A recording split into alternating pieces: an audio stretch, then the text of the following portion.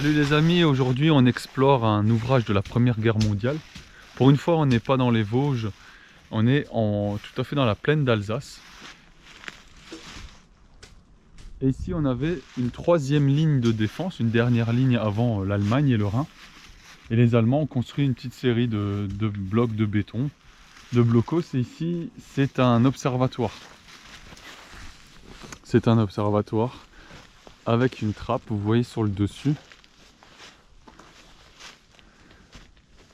Cette cuirasse là qui s'ouvrait et qui permettait de passer un périscope. On en a un peu une comme ça que j'ai visité dernièrement aussi, dans le secteur plus vers Colmar. Là on est vraiment pas loin de la frontière allemande. Et alors la particularité de ce site, c'est qu'il a été utilisé aussi par l'armée française, notamment le régiment du 15-2 de Colmar avant la Deuxième Guerre mondiale, et ils ont intégré cet ouvrage à la ligne Maginot.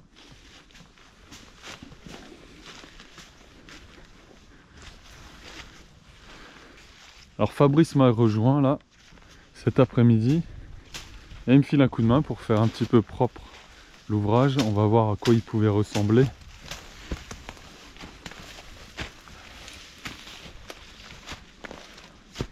Salut Fabrice, toujours là, toujours prêt à donner un coup de main.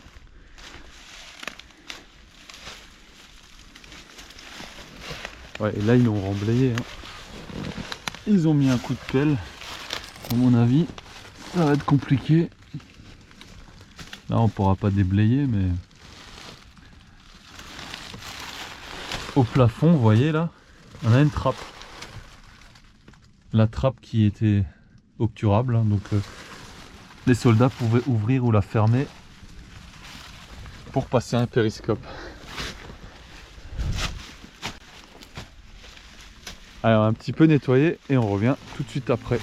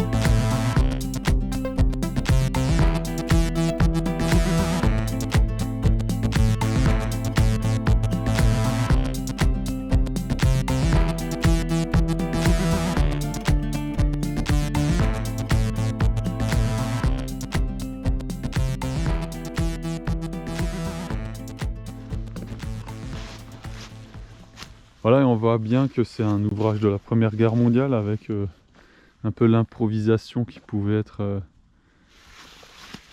comme ça lors des constructions. Ils ont mis des rails de chemin de fer pour faire le dessus, la dalle haute du bunker. Et voilà, maintenant qu'il est nettoyé, on voit beaucoup mieux la trappe pour passer le périscope. Là ils pouvaient voir à 180 degrés avec les créneaux là d'observation.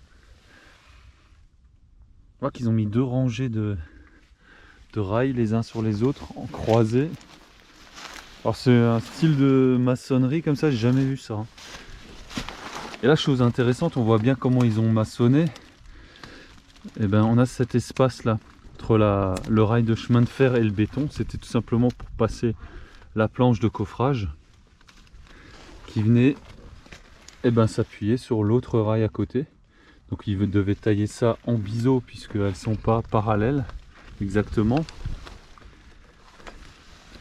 Et avec les années ou après la construction, ça a été retiré, ou ça a tout simplement pourri.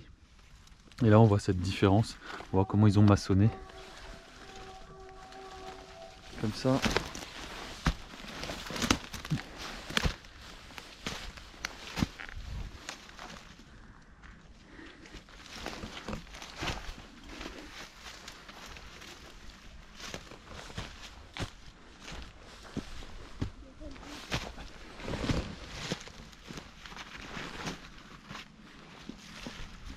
La trappe qui pouvait s'ouvrir, elle pèse son poids.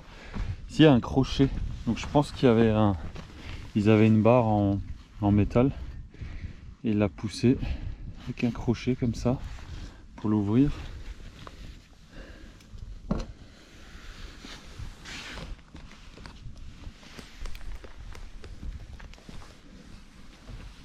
Ouais, évidemment c'est complètement grippé maintenant, ça bouge plus.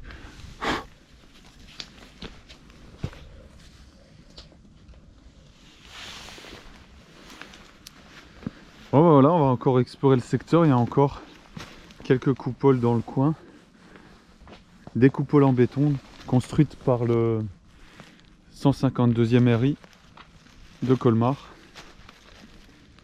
qui s'est amusé à faire des petites coupoles pour mitrailleuses pour défendre ce secteur tout proche du Rhin et donc de l'Allemagne. Voilà, merci Fabrice encore pour ton coup de main, comme d'hab. En Igo, on continue nos aventures. Salut.